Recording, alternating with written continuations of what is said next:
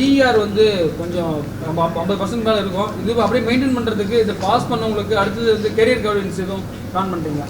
பொதுவாக இப்போ நான் முதல் திட்டம் மட்டும் இல்லாமல் ஒவ்வொரு பள்ளிக்கூடத்திலும் அங்கே இருக்கின்ற தலைமை ஆசிரியர்கள் மூலமாக உயர்வுக்கு படிக்கிறதுக்கு என்னென்ன தேவையான ஒரு கவுன்சிலிங் கொடுத்துருக்கோம், ஒரு ட்ரைனிங் நாங்கள் கொடுத்துருக்கோம். அது மூலமாக அந்த பிள்ளைகள் 11ஆம் வகுப்பு 12ஆம் வகுப்பில் அவங்க டீச்சர்ஸ் வந்து கேட்க ஆரம்பிச்சிருவாங்க, என்னென்ன காலேஜஸ் இருக்குது, எப்படி அப்ளை பண்ணணும், நம்மளுடைய டிஸ்ட்ரிக்டில் என்ன காலேஜ் இருக்குது, நம்ம ஸ்டேட்டில் என்ன காலேஜ் இருக்குது என்கின்ற விதத்தில் அந்த கெரியர் கைடன்ஸ் ஏற்கனவே நம்ம வழங்கப்பட்டிருக்கின்றது நான் முதல் மூலமாக. அதுக்கென்று தனியாகவே நம்ம வெப்சைட்டுமே வச்சுருக்கோம், உங்களுக்கே தெரியும்.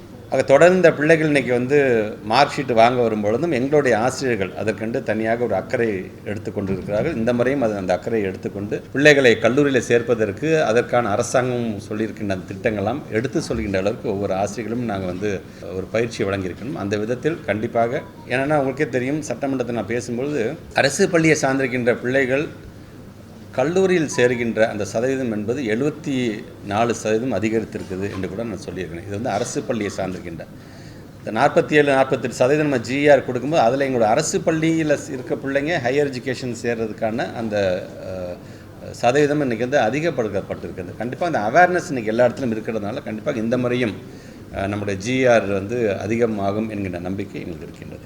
சார், நம்மளுடைய அரசு பள்ளி மாணவர்களுக்கு இந்த ஆங்கில திறனை வளர்ப்பதற்கான முயற்சிகள் எந்த அளவில் இருக்குது சார்? ஏன்னா இன்றைக்கி இந்த ரிசல்ட்டில் கூட சார் எல்லா பாடங்களையும் 100-108 மாணவர்கள், ஆயிரக்கணக்கான மாணவர்கள் நிறைய இருக்காங்க. ஆங்கிலத்தில் ஒருத்தர் கூட 100-100 மதிப்பெண்கள் எடுக்க முடியாது சொல்லுது. நீங்கள் சொல்கிற மாதிரி இங்கிலீஷ் லாங்குவேஜுக்காகத்தான் அந்த லாங்குவேஜ் தனியாக நாங்கள் வந்து ஒரு ஆய்வகமே நம்ம உருவாக்கணும். லாங்குவேஜ் லேப் அப்படின்னு நாங்கள் வந்து மயிலாடுதுறையில் நாங்கள் ஆரம்பித்தோம் 2 ஆண்டுகளுக்கு முன்பாக. இப்போ அந்த இங்கிலீஷ் லாங்குவேஜ் ரிலேட்டடாக இப்போ அதிகப்படியாக இப்போ வந்து அனௌன்ஸ்மெண்ட்டில் கூட பார்த்திங்கன்னா திறன் அப்படிங்கிற வகையில் ஒரு திட்டத்தை நாங்கள் அறிமுகப்படுத்தியிருக்கிறோம். அந்த திறன்கிற திட்டம் வந்து கிட்டத்தட்ட 6ஆம் வகுப்புலேருந்து 12ஆம் வகுப்பு வரை படிக்கக்கூடிய பிள்ளைகளுக்கு எங்கெங்கெல்லாம் ஸ்லோ லேர்னர்ஸாக இருக்கிறார்கள், எங்கெங்கெல்லாம் அவங்க வந்து கொஞ்சம் லேட்டாக அவங்க புரிஞ்சிக்க முடியுங்கிறதுக்கு தனியாக அதை ஃபோக்கஸ் பண்ணி இன்றைக்கி பல திட்டங்கள் வரும். அது இந்த கல்வியாண்டில் வரும் பொழுது அது உங்களுக்கு கண்டிப்பாக அது நாங்கள் என்ன மாதிரியான திட்டத்தை நாங்கள் வந்து உருவெடுத்திருக்கோம் என்பதை நீங்கள் முழுமையாக நீங்கள் தெரிந்து கொள்ள முடியும்.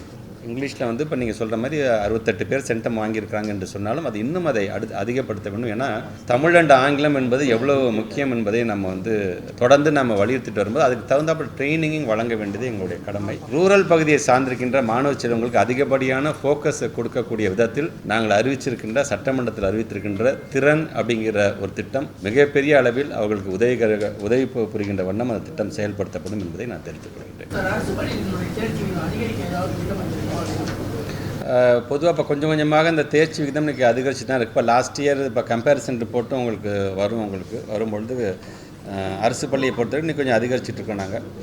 இதில் ஹையர் செகண்டரி என்று வரும்போது +1 +2 என்று வரும்பொழுது அதில் இருக்கின்ற அந்த பிஜி டீச்சர்ஸ்க்கான ஏன்னா இப்போ நான் கன்னியாகுமரிக்கு போகும்போது ஏதாச்சும் ஒரு இடத்துல ஒரு பிஜி டீச்சர்ஸ் இல்லை சார், நாங்கள் வந்து தற்காலிக ஆசிரியர் தான் வச்சுருக்காங்க, உடனே அதை அட்ரஸ் பண்ண நாங்கள் நினைக்கிறோம். அதனால தான் இப்போ ஒரு ஆட்சி மாற்றம் ஏற்பட்ட பிறகு பிஜி டீச்சர்ஸ் மட்டும் கிட்டத்தட்ட ஒரு 3087 பேர் நம்ம வந்து ரெக்ரூட் பண்ணியிருக்கோம். இது இன்னும் அதை அதிகப்படுத்த வேண்டும் என்று நாங்கள் அதை நோக்கி தான் நாங்கள் சென்று கொண்டு, அதனால தான் டிஆர்பி கேலண்டரே வரும்பொழுது பார்த்திங்கன்னா அதை இந்த வருஷத்தில் பார்த்திங்கன்னா டீச்சர்ஸ் ரெக்ரூட்மெண்ட்டு அதை கொஞ்சம் நிறையா ஃபோக்கஸ் பண்ணுறதாக நாங்கள் பார்த்துக்கொண்டு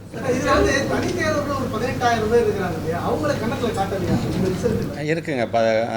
தனித்தேர்வுகள் ஆமாம், அதை தனித்தேர்வுகள் 18,000 பேரில் தான் இப்போ 5,500 பேர் என்னமோ தான் பாஸ் பண்ணியிருக்காங்க கூட நான் சொல்லியிருக்கேன். கிட்டத்தட்ட 32% தான் அவங்க தனியாக தான் வச்சுருக்காங்க. இல்லை அவங்களுக்கு அந்த புக்லெட் நான் கொடுத்தேன்னா அதில் எல்லாமே ஃபுல் அண்ட் ஃபுல் நாங்கள் பிரித்தே எழுதிட்டோம் எல்லாமே நாங்கள். அதனால தான் நம்ம வந்து சிறைவாசிகள் முதற்கொண்டு எல்லாமே தனியாக பிரித்து எழுதியிருக்கோம். கம்பேரிசன் ரிப்போர்ட்டும் இருக்குது, லாஸ்ட் இயருக்கு இந்த இயருக்கும் எவ்வளோ இருக்குது, இது 10மா நாங்கள் நாங்கள் அச்சீவ் பண்ணிட்டோமா அப்படின்னு பார்த்தா இல்லை, நாங்கள் இன்னும் அச்சீவ் பண்ணது நிறையா இருக்குது. 0.47% நாங்கள் அச்சீவ் பண்ணியிருக்கோங்கிறது 0.47 தெரியும். ஆனால் வால்யூமில் பார்க்கும்போது அது மிகப்பெரிய ஒரு வால்யூமாக இருக்கும். ஆனால் இது இன்னும் அதை அதிகப்படுத்த வேண்டும். முதலமைச்சர் கொண்டு வருகின்ற திட்டத்தை வந்து அந்த அவேர்னஸை பிள்ளைங்களுக்கு கொடுக்கும்போது இப்போ இந்த புதுமை பெண் திட்டம், தமிழ் புதன் திட்டம் 1000 ரூபா வழங்குவதாக இருந்தாலும் நான் முதல் திட்டத்தில் வந்து அந்த ஸ்கில் டெவலப்மெண்ட் ஓரியன்டாக அவங்க வந்து நான் பயிற்சி கொடுத்தா 2 லட்சம் பேர் வேலையில் போய் சேர்ந்துருக்கதான். ஸோ இந்த மாதிரியான அந்த புரிதல் என்பது இன்னும் கொஞ்சம் கொஞ்சமாக அந்த பிள்ளைகளுக்கு போகணும். உயர்வுக்கு படி என்று சொல்கிறோம்.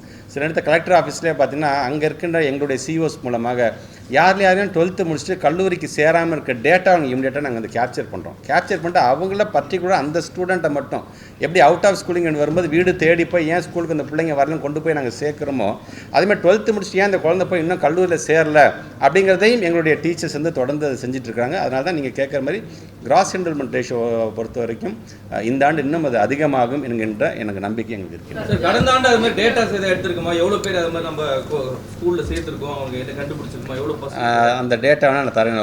ஒரு கலெக்டர் ஆஃபீஸஸ் வாங்கி நான் வந்து கன்சால்டேட்டர் நாங்கள் கொடுக்குறோம். அதை நம்ம சார் அதே மாதிரி இந்த 10,000 பேர் வந்து தேர்வு எழுதலன்னு சொல்கிறாங்க சொல்லியிருக்கு. அவங்க வந்து இந்த நம்ம அடுத்த மாதம் நடத்துகிற தேர்வு அவங்க எழுத முடியுமா? ஆமாம், இந்த 10,049 பேர் யார் யாரெல்லாம் வந்து நீங்கள் ஆப்சென்டர்ஸுங்க ப்ளீஸ் திருப்பி நான் சொல்கிறேன்னு ஒரு நல்ல வாய்ப்பு உங்களுக்கு. இந்த சப்ளிமெண்ட்ரி எக்ஸாமில் தயவுசெய்து எழுதுங்க, பயப்படாதீங்க எக்ஸாமுக்கு. எக்ஸாம் நீங்கள் எந்த பள்ளிக்கூடத்தில் எந்த கிளாஸ் ரூமில் உட்காந்து நீங்கள் பாடம் படிச்சிங்களோ அதே இடத்துல உங்கள் நண்பர்களோட தான் நீங்கள் உட்காந்து எழுத போகிறீங்க. புது இடம்லாம் கிடையாது. இருந்தாலும் ஃபஸ்ட்டு ஒரு அட்டெம்ப்டே எடுக்காமல் இருக்காதீங்க. அது மிகப்பெரிய அது ஒரு தவறாக போய்டும் உங்களுடைய வாழ்க்கையில். அந்த வாய்ப்புன்னு பண்ணும்போது இப்போ எழுதுங்க. அதில் தேர்ச்சி பெறுறோமா, மார்க் குறையுதா, தேர்ச்சி பெறவில்லையா, நீங்கள் அட்டன் பண்ணாதானே தெரியும் நீங்கள் எதில் வீக்காக இருக்கீங்க, எதில் வீக்காக இல்லைன்னு. அப்படி நீங்கள் எதில் வீக்காக இருக்கிறீங்களோ உங்களை உடனடியாக எங்களோட டீச்சர்ஸ் வந்து அந்த அட்ரஸ் பண்ணி அந்த சப்ஜெக்ட் ரிலேட்டடாக உங்களுக்கு வந்து இன்றைக்கி ட்ரைனிங் கொடுக்கறதுக்கு அவங்க காத்துக்கிட்டு இருக்கிறாங்க. அதனால் பெற்றவங்க தயவு செஞ்சு பிள்ளைகளுக்கு படிப்போட அவசியத்தை எடுத்து சொல்லி இந்த 10,040 இப்போ கடந்த ஆண்டுலாம் பார்த்தீங்கன்னா கிட்டத்தட்ட 41,000 பேர் வந்து ஆப்சென்டிஸ் இருந்தாங்க. இன்றைக்கி அது 10,000 குறைஞ்சிருக்கோம் நம்ம. ஆனால் குறைஞ்சிருக்கோம் என்பது பெருமை கிடையாது. 10,000 பேர் வரலைங்கிறது எங்களுக்கு வந்து வருத்தமாகத்தான் இருக்கிறது. ஆனால் அந்த பிள்ளைகளை தயவுசெய்து படிப்போட அவசியத்தை சொல்லி இது எழுதுங்க. இந்த சப்ளிமெண்ட்ரி எக்ஸாம் உங்களுக்குமானது தான். யார் யாரெல்லாம் தேர்ச்சி பெறவில்லையோ அவர்களுக்காக மட்டுமல்ல, யார் யாரெல்லாம் வராமல் இருந்த ஆப்சென்டிஸ் இருக்குங்களோ உங்களுக்கும் சேர்ந்து தான் நாங்கள் சொல்கிறோம்.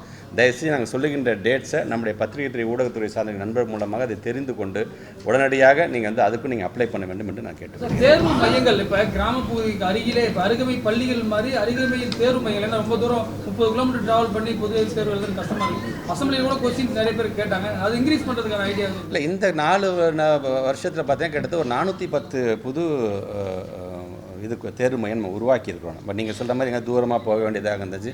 சில நேரத்தில் பார்த்தீங்கன்னா தேர்வு மையம் கொடுக்கறது பிரச்சனை. தேர்வு மையம் கொடுப்பதற்கு சில விதிகள் இருக்குது. அங்கே இருக்கின்ற ஃபெசிலிட்டிஸ் ப்ராப்பராக இருக்குது. அங்கே அதுக்கு தகுந்தாப்புல டாய்லெட் ஃபெசிலிட்டிஸ் இருக்குதா, அங்கே வந்துட்டு போகிற தேர்வாளர்கள் அதுக்காக வரக்கூடிய சூப்பர்விஷன்ஸ்க்கு வந்துட்டு போகிற அளவுக்கு அந்த ஆக்சஸ் இருக்குதா, இதெல்லாம் பார்த்து சில விதிகள் மூலியமாக தான் கொடுக்குறோம். அதுலேயும் பார்த்தீங்கன்னா நீங்கள் சொல்கிற மாதிரி 10th தேர்வு மையமாக இருந்தாலும் சரி, 12th தேர்வு மையமாக தான் 4 ஆண்டுகளில் கிட்டத்தட்ட ஒரு 410 தேர்வு மையங்களை நாங்கள் புதுசாக உருவாக்கியிருக்கோம். இனி வருங்காலத்தில் அதெல்லாம் ஒரு ரீசனாக யாராச்சும் சொன்னாங்கன்னா கண்டிப்பாக அதுவும் நீங்கள் இப்படி இந்த விதிகளை ஸ்ட்ரிக்டாக நான் தான் ஃபாலோ பண்ணல, அப்போ நான் இப்படி இருந்தால் நான் கண்டிப்பாக வருவேன்னா அதையும் ரிலாக்ஸ் பண்ணுறதுக்கு நாங்கள் ரெடியாக இருக்கோம். மாணவர்களுடைய நலன் கருதி 10ஆம் வகுப்பு உள்ளிட்ட மாணவ புத்தகங்கள் வந்து தமிழ் சில அழகுகள் 3 அழகுகள் நீக்கப்பட்டதாக தகவல் வருது. அது உண்மைதானா? இது வந்து கன்ஃபார்ம் பண்ண முடியும்? ஆமாம், இது வந்து தமிழ் என்று வரும்பொழுது ரொம்ப டீட்டெயில்டாக போகாமல் அந்த குழந்தைங்களுக்கு என்ன தேவைப்படுகின்ற அளவிற்கான அந்த தமிழை நம்ம சொல்லித்தர வேண்டும். ஏன்னா தமிழை பார்த்தாலும் இந்த பிள்ளைங்க யாரும் பயந்துடக்கூடாது. தமிழ் இது நம்ம தமிழ் பாடம் அந்த ப்ரைடோடு படிக்க வேண்டும் என்று நாங்கள் ஆசைப்படுகிறோம். அதனால தான் அந்த பிள்ளைகளுக்கு என்ன தேவை, தமிழில் தன்னோட பிள்ளைங்கள் என்ன தெரிந்து கொள்ள வேண்டும் என்று ஆசைப்படுகிறதுக்காக தகுந்தார்கள் போல் அதை நாங்கள் வடிவமைச்சிட்டுங்க. அதை பல்வேறு தமிழ் ஆசிரியர்களும் வந்து அது உள்ளபடியே அது வரவேற்றிருக்கிறார்கள். இது ஆசிரியர் பெருமக்களுக்கும் சரி, மாணவ செல்வங்களுக்கும் இது நல்ல விதத்தில் அது பயன்படும் என்ற விதத்தில் தான் அதை நாங்கள் செஞ்சுருக்கோம். சென்னையை பார்த்தீங்கன்னா 36வது இடத்துல தேர்ச்சி 40% ரொம்ப 87%. தலைநகரத்தை பொறுத்த வரைக்கும் இப்போ நிறையா நம்மளுடைய கார்ப்பரேஷன் ஸ்கூல்ஸ் இருக்குது. அதை சுற்றி இருக்கக்கூடிய நம்முடைய அரசு பள்ளிகளும் இருக்கின்றது. கண்டிப்பாக அது சார்ந்து, ஏன்னா இப்போ ஒவ்வொரு ஊர்லேயும் ஒவ்வொரு விதமான பழக்கவழக்கம் இருக்குது. பட் இங்கே நாங்கள் வந்து 34th பிளேஸ் வந்து அது எங்களுக்கே ஒரு மிகப்பெரிய ஒரு அதிர்ச்சியாகத்தான் இருந்தது. இதில் அதிகப்படியாக கவனத்தை செலுத்த வேண்டும் என்று எங்களோட சிஓஸ் லெவலில் நாங்கள் சொல்லியிருக்கோம். இப்போ ஒன்றும் இல்லை, இப்போ இந்த நாங்கள் அனலைஸ் பண்ணி வச்சுருக்குது என்பது நாட்டு மக்களுக்கு தெரிவிப்பதற்கு மட்டுமில்லை, எங்கள் துறை சார்ந்திருக்கிற அதிகாரிகளுக்கு இது சார்ந்து அடுத்தது நாங்கள் மீட்டிங் வைக்க போகிறோம். நாங்கள் அதில் என்ன தான் what are the plus and minus, என்ன நடந்திருக்குது, எதனால் இதெல்லாம் குறைந்திருக்குது என்கின்ற விதத்தில் இது வந்து எங்களோட சிஓஸ் எங்கள் டீச்சர்ஸ் நாங்கள் இதை அக்யூஸ் பண்ணுறதுக்காக அவங்களையும் நாங்கள் ஊக்கப்படுத்தணும். அவங்களும் மனுஷங்க தான், அவங்களையும் ஊக்கப்படுத்தணும். அவங்க போடுற சில எஃபர்ட்ஸ் வந்து சில சம்டைம்ஸ் வந்து இந்த மாதிரியான ரிசல்ட்டை கொடுக்கும்போது அவங்களும் தோன்றிவிடக்கூடாது என்பதற்கு அவங்களையும் ஊக்கப்படுத்துகின்ற விதத்தில் தான் கண்டிப்பாக அந்த வருகின்ற மீட்டிங்ஸ் கண்டிப்பாக அமையும். அந்த விதத்தில் நீங்கள் சொல்கிற மாதிரி தலைநகரம் வந்து அடுத்த கல்வியாண்டில் ஒரு நல்ல ஒரு இடத்துக்கு வரும் என்கின்ற நம்பிக்கை எங்களுக்கு இருக்குது. எந்தெந்த பாடங்களுக்கு சிலபஸ் குறைக்கப்பட்டிருக்கு சார்? தமிழ் சொன்னீங்க, இல்லை இப்போதைக்கு தமிழ் மட்டும்தான். இப்போ எஸ்சிஆர்டி சார்ந்து இப்போ நம்ம வந்து டிஸ்கஸ் பண்ணுறோம். ஏன்னா இப்போ எஸ்சிஆர்டியில் அடுத்த கல்வியாண்டுக்கு நம்ம அடுத்தது கணினி ரிலேட்டடான கொண்டு வரது பற்றி நம்ம பேசிகிட்டு இருக்கோம். ஆர்டிஃபிஷியல் இன்டெலிஜென்ஸ் எல்லாம் போயிட்டுருக்கு. நம்ம அதில் இன்றைக்கி நமக்கு தேவையானது எதெல்லாம் இருந்தால் போதும் நமக்குங்கிற மாதிரியான அவங்க அசஸ் பண்ணிட்டு இருக்காங்க. அது வந்ததுக்கு அப்புறம் அது கண்டிப்பாக டென்த்து இப்போ நீங்கள் இப்போ அனௌன்ஸ்மெண்ட்டில் நம்ம வந்து ஒரு அனௌன்ஸ்மெண்ட் கொடுத்துருக்கோம் இல்லையா, revamping of the curriculum and syllabus. பொதுவாக 5 வருஷம் 7 வருஷம் இப்போ கடந்துருச்சு, அந்த ஆண்டுகளே கடந்துருச்சு, நிறைய நாங்கள் பண்ணியிருந்துருக்கோம். அது பட் இந்த ஆண்டு அதற்கான அறிவிப்பு அதுக்குன்னு தனியாக இப்போ நிதி ஒதுக்கீடு செய்யப்பட்டு அப்போ அதுக்கான வேலை நடக்கும்பொழுது ஓவராலாகவே அது வந்து என்ன தேவை என்பதை கண்டிப்பாக மாற்றக்கூடிய அளவுக்கு அது. ஆமாம், 6th இந்த விட ஆர்டிஃபிஷியல் இன்டெலிஜென்ஸுக்கான இதை SCRT இப்போ வந்து ஃபுல்லாக ஓப்பன் பண்ணி பார்த்துருக்கேன். சார் அந்த RTE ரொம்ப நாளாக ஓப்பன் ஆகாமல் இருக்குது சார். நம்ம என்ன நடவடிக்கை எடுத்துக்கோம்? மத்திய அரசு கடிதம் எதுவும்? மத்திய அரசுக்கு தலைமை செயலர் அளவில் வந்து ஒரு கடிதம் எழுதிருக்கேன். RTE படி பார்த்திங்கன்னா எந்த பிள்ளை ஒரு வீக்கஸ்ட் செக்ஷனுக்குள்ள பேரண்ட்ஸும் தங்களோட பிள்ளைங்களை வந்து தனியார் பிள்ளை சேர்க்கணும்னு ஆசைப்படணும், தவறு கிடையாது. ஆனால் இன்னும் பார்த்திங்கன்னா நம்மளுடைய பழைய கணக்கு இன்னும் நம்ம கொடுக்காம இருக்காங்க. கிட்டத்தட்ட ஒரு 600 கோடிக்கு மேலே இன்றைக்கி வந்து நம்ம தர வேண்டியது. பொதுவாக பார்த்திங்கன்னா நாம் கொடுத்துருவோம். நாம் கொடுத்ததுக்கு பிறகு மத்திய அரசு வந்து அதை வந்து அதுக்கப்புறம் தான் மத்திய அரசு நம்ம வந்து ரீஎம்பர்ஸே பண்ணுவோம் நம்ம.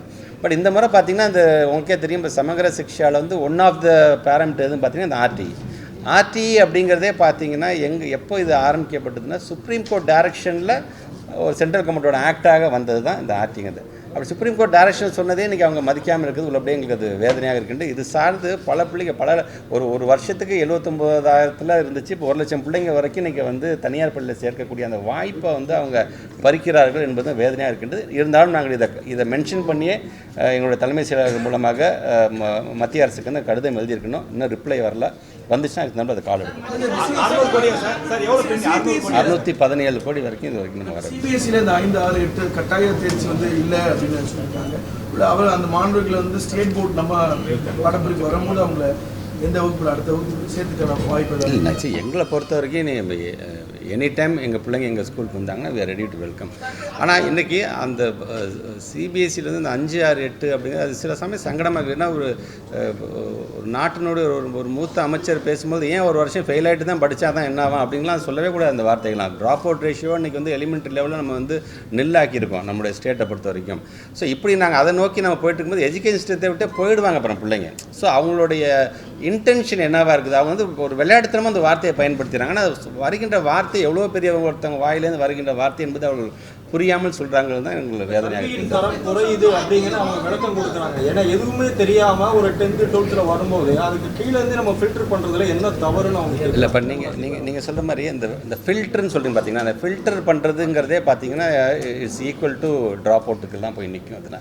ஸோ அந்த மாதிரி ட்ராப் அவுட் ஆகிடக்கூடாது. அந்த குழந்தைங்கள வந்து நம்ம வந்து ஒவ்வொருத்தரை என்கரேஜ் பண்ணி நம்ம 8வது வரைக்கும் நம்ம கொண்டு வந்துட்டோம். அப்புறம் அந்த அடிப்படையிலேருந்து 9th அங்கே வந்துடுங்கிறதான் எங்களோட ஆசை. இப்போ நீங்கள் சொல்கிற மாதிரி ஒவ்வொருத்தரும் ஒரு கணக்கு சொல்கிறாங்க. இந்த ரிப்போர்ட் இப்படி சொல்லுது, அந்த ரிப்போர்ட் இப்படி சொல்லுது. இப்போ எங்களுடைய ஸ்டேட் பிளானிங் கமிஷனோட ரிப்போர்ட் வந்து இன்னும் 2-3 நாட்களில் கண்டிப்பாக வரப்போகுது. முதலமைச்சர் அலுவலகத்தை நாங்கள் வந்து அவருடைய வைஸ் பிரசிடென்ட் வந்து ஜெயரஞ்சன் சார் கூட டைம் கேட்டிருக்காங்க. அது வந்ததுக்கப்புறம் அது எங்களுக்கே ஒரு மிகப்பெரிய ஒரு ரிப்போர்ட்டாக இருக்கும். ஏன்னா அது என்னென்னலாம் சொல்லப்படுது, உள்ளபடியே நாங்கள் எதிலாச்சும் ஃபோக்கஸ் பண்ண வேண்டியது இருக்கா, இல்லை உள்ளபடியே நம்ம வந்து வளர்ந்துருக்கிறோமா என்கின்ற அந்த ஒரு தகவல் கண்டிப்பாக நமக்கு வரணும். அப்படி வரும்போது நீங்கள் சொல்கிற மாதிரி தரமான கல்வியை நம்ம வழங்குறோமா இல்லையா, இல்லை அது சார்ந்து இந்த அரசாங்கம் என்ன திட்டங்களை கொண்டு வந்திருக்குது, என்ன திட்டங்களை செயல்படுத்தி கொண்டிருக்கின்றது என்பதை அப்போ நம்ம உட்காந்து நிறையா பேசலாம். இந்த கேள்வி சென்டம் ஓவரால் ரிசல்ட்ஸ் பார்க்கும்போது கடந்த ஆண்டை விட இந்த வருஷம் ரொம்ப நல்லா பெட்டராக இருக்குது. பட் இருந்தாலும் ஒரு சில சப்ஜெக்டில் வந்து சென்டம் நம்பர் ஸ்டூடெண்ட்ஸ் குறைஞ்சிருக்கு. Physics, chemistry, biology, maths, botany இது ஒரு சப்ஜெக்டில் குறைஞ்சிருக்கு. இது எதாவது நம்ம எதாவது ஃபோக்கஸ் பண்ணுவோமா? இல்லை எனக்கு இல்லை. இப்போ நீங்கள் சென்டம் குறைஞ்சிருக்குங்கிறீங்க, அதில் 98 எவ்வளோ வாங்கியிருக்காங்க, 99 எவ்வளோ வாங்கியிருக்காங்க நம்ம தனியாக நீங்கள் பார்க்கணுங்க. But I'm very happy very first time press media வந்து ஏன் சார் 50,000 பேர் ஆப்சென்ட்டாக இருக்காங்க, 40,000 பேர் ஆப்சென்ட்டாக இருக்காங்க அப்படிங்கிறத விட்டுட்டு நீங்கள் 10,000 பேர் வந்துடும். 10,000 பேர் ஆப்சென்ட்டுங்கிறது ஒரு ஸ்கூலில் 1.5 ஸ்டூடெண்ட் ஆப்சென்ட்டான கணக்கு தான். 7,000 ஸ்டூடெண்ட்ஸ் ஸ்கூலில் இருக்கிறதுல ஒரு ஸ்டூடெண்ட் 1.5 ஸ்டூடெண்ட் ஆப்சென்ட்டான கணக்காகத்தான் அது வந்து காட்டப்படுது அதில். இப்போ நீங்கள் சொல்கிற மாதிரி இந்த சென்டமை நோக்கி கண்டிப்பாக ஐ எம் ஸோ ஹாப்பி. எங்களோட எய்ம் மேபி அடுத்தது கட்டணம் தேர்ச்சி விகிதத்தை பற்றியே பேசாதீங்க சார், இன்னமேட்டு ஒவ்வொரு சப்ஜெக்ட்லையும் 100க்கு 100 வாங்குற பசங்க அதிகப்படுத்துங்கன்னு சொல்கிறீங்க பார்த்தீங்களா, அந்தளவுக்கு நாங்கள் சிஸ்டத்தை நாங்கள் கொண்டு வந்திருக்கோங்கிறதே நான் வந்து பெருமையாக தான் நினைக்கிறேன். 98.8% வந்துருக்கு ப்ரைவேட். 100க்கு 100 கேட்குறீங்களா இல்லை 98.8 இருக்குது. 98.8 இப்போ ப்ரைவேட் ஸ்டூடெண்ட்ஸ் கேட்குறது 32.54 மேனேஜ்மெண்ட் வாரியாக 32.54 தனித்தேர்வுகள் இருக்கிறாங்க. 18,000 பேர் 5,500 பேர் அவங்க பாஸ் பண்ணி நாங்கள் தனியாக படிச்சுட்டு எல்லாருமே இந்த NEP வந்து நம்ம தமிழ்நாடு எதிர்க்குது, நிறைய விஷயங்கள் ஏற்றுக்கொள்ள முடியாதெல்லாம் நீங்களும் சொல்லியிருக்கீங்க, சிஎம் சொல்றாரு. But at same time state education பாலிசியோடைய நிலை என்னங்கிறதே அவங்க சப்மிட் பண்ணி ரொம்ப இல்லை நீங்கள் எப்போ வரும்? இல்லை 2 நாட்களுக்கு முன்னாடி ஃபஸ்ட் டைம் ஒரு பெரிய நிகழ்வை தமிழ்நாடு முதலமைச்சர் நடத்தி காமிச்சாங்க. எல்லா ப்ரெஸ் அண்ட் மீடியாஸோட எடிட்டர்ஸை கூப்பிட்டு ஒரு இது பண்ண அதில் இது ஒன் ஆஃப் த கேள்வியாக கிடந்த SCP எப்போ நீங்கள் பண்ண போகிறீங்க அப்படின்னு சொல்லும் பொழுது அது சார்ந்து நிறைவாக பேசின அதிகாரி சொன்னார், SCP வந்து உங்களுக்கு உடனடியாக மிக விரைவாக அது வந்துட போகுது அப்படின்னு கூட சொல்லியிருக்கிறாங்க. அது வந்ததுக்கு அப்புறமேட்டு கண்டிப்பாக எங்களோட ஸ்டாண்ட் என்ன அதுதான் SCP இப்போ அவங்க சொல்லிட்டாங்க இல்லையா, எனக்கு எல்லாத்துக்கும் எடிட்டர்ஸ்க்கு முன்னாடியும் சொல்லிட்டாங்க SCP மிக விரைவாக நாங்கள் வந்து ரிலீஸ் பண்ண போகிறோம். அப்படி ரிலீஸ் பண்ணும்போது அரசாங்கத்தோடைய ஸ்டாண்ட் என்னவாக இருக்குது, ஸோ இதுதான் நீங்கள் அக்செப்ட் பண்ணுறீங்க, இதுதான் சிஸ்டம், இதை தான் நீங்கள் ஃபாலோ பண்ண போகிறீங்களா அப்படிங்கிற மாதிரியான ஒரு இது கண்டிப்பாக அந்த ரிப்போர்ட் இல்லை. இப்போ எங்களுக்கு என்ன அவங்களுக்கு பாசிட்டிவ் ரிப்ளை கொடுக்க போகிறாங்கன்னு தெரியல. ஏன்னா அவங்க வந்து ஃபர்ஸ்ட் ஆஃப் ஆல் ஏதாச்சும் ஒரு காரணம் சொல்லி கண்டிஷன் பேசிஸில் MOU கையெழுத்து வாங்க சொல்லுது, அது வந்து அகெயின்ஸ்ட் கான்ஸ்டியூஷன், அது பண்ணவே கூடாது. ஏன்னா ஒரு பில் பாஸ் பண்ணதுக்கான இதை பணத்தை வந்து அவங்க ஒதுக்க வேண்டியதான் அவங்களுக்கு கட்டாயம், அது பண்ணாமல் இருக்கிறது தவறு தான். பட் இருந்தாலும் RTE சம்மந்தமாக நாங்கள் எழுதியிருக்கோம், நாங்கள் இது அகெயின்ஸ்ட் கான்ஸ்டியூஷன் மாதிரி போய்ட்டு அந்த பணத்தை ரிலீஸ் பண்ணுங்கன்னு. அதுக்கு வரதுக்கு தகுந்தாப்புல நம்ம கண்டிப்பாக தமிழ்நாடு முதலமைச்சர் அதுக்கான ஒரு கால் எடுப்போம். கவர்மெண்ட் ஸ்கூலில் என்ரோல்மெண்ட் எவ்ரி இயர் இன்க்ரீஸ் ஆகுது, at the same time recruitment வந்து ரொம்ப ரொம்ப கம்மியாக இருக்குது ஃபார் த டீச்சர்ஸ் இல்லையா. ஃபார் த டீச்சர்ஸ் பொறுத்த வரைக்கும் அதான் நாங்கள் சொல்லியிருக்கோம். உங்களுக்கு ஏற்கனவே தெரியும், இந்த BT டீச்சர்ஸ் செகண்டரி கிரேட் டீச்சர்ஸ்க்கு இப்போ ஆல்மோஸ்ட் நம்ம ஆன்சர் ஷீட் நம்ம கொடுத்துருவோம். அந்த ஆன்சர் ஷீட்லேயும் சிலதுக்கு டவுட் வச்சு இப்போ வந்து கோர்ட்டுக்கு போயிருக்கிறாங்க. ரெக்ரூட்மெண்ட் இல்லை, லாஸ்ட் இயர் நாங்கள் ஆரம்பிச்சது இன்னைக்கு வரைக்கும் எங்களால் FS என்ன சொன்னார் பட்ஜெட் அப்போ கேட்டதுக்கு, என்ன ரொம்ப கம்மியாக இருக்குன்னு கேட்டதுக்கு எங்களுக்கு இவ்வளவு கொடுத்தாங்க, அதிகமாக கொடுத்துருந்தா நாங்கள் என்ன வேக்கன்சிங்க தான் எல்லாத்துக்குமே தெரியுமே, அது நாங்கள் கொடுக்கணும்னு அவசியமே கிடையாது. அதில் எனக்கு வந்து எல்லாருமே தான் வேணும், எங்களுக்கு தனித்தேர்வுகளுக்கு கண்டறிந்து அரசு அவங்களுக்கு கோச்சிங் கொடுக்க நடவடிக்கை வந்தாங்கன்னா நாங்கள் தே ஆர் மோஸ்ட் வெல்கம். ஏன் எங்களுடைய ஸ்கூல் ப்ரமிசஸில் தான் நாங்கள் வந்து ட்ரைனிங்கே பண்ணுறோம். வந்தாங்கன்னா கண்டிப்பாக நீங்கள் சொல்கிற மாதிரி, ஏன்னா அப்படி தனித்தேர்வுகள் இல்லாமலே சார் எங்களையும் நாங்கள் இணைச்சிக்கிறோன்னு சொல்லி வந்திருந்துருக்கலாம். அப்படி வரவங்களும் நாங்கள் வெல்கம் பண்ணுறோம். இப்போ நீங்கள் சொல்கிற மாதிரி இதுக்கு தனியாக நாங்கள் கூட ஒரு ஃபோக்கஸ் பண்ணலாங்கிறது நல்ல ஐடியா ஆக்சுவலாக. சென்னையோட பர்சன்டேஜ் 35வது இடத்துல தான் சென்னை இருக்குது. இவ்வளோ செலவு பண்ணியும் சென்னையில் இல்லை, இப்போ அதான் ஏற்கனவே சொன்ன மாதிரி அசஸ் ரிப்போர்ட் வந்ததுக்கு CEOs மீட்டிங் நாங்கள் வைக்க போகிறோம். நாங்கள் அதில் நாங்கள் வந்து இது சார்ந்து என்ன நாங்கள் டிஸ்கஸ் பண்ணிவிட்டு அதுக்கான ஒரு நல்ல ரிசல்ட்டை அடுத்த வருஷம் கொடுக்கறதுக்கு அவங்களே நாங்கள் ஊக்கப்படுத்த மாதிரி இருக்கும். தேங்க்யூங்க.